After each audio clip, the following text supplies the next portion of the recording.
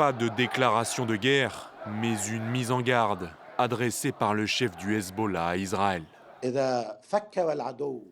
Si l'ennemi pense lancer une guerre contre le Liban, nous combattrons sans limite, sans restrictions, sans frontières.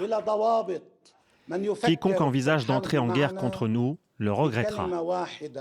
Retransmis en direct et suivi avec ferveur par les supporters du Hezbollah, le discours a aussi été scruté de près à travers le monde, car la crainte d'une escalade du conflit grandit au lendemain de la mort du numéro 2 du Hamas près de Beyrouth, dans une attaque non revendiquée mais attribuée à Israël.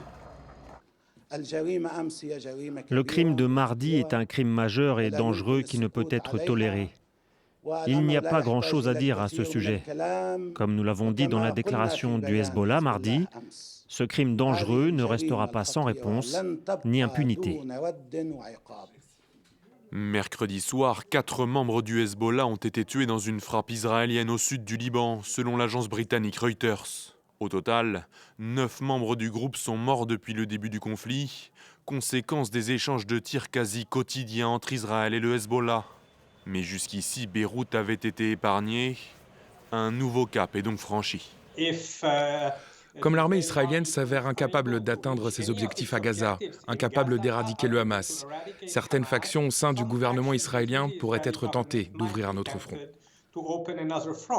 Hassan Nasrallah, le chef du puissant Hezbollah pro-iranien, allié du Hamas, a également donné rendez-vous demain vendredi.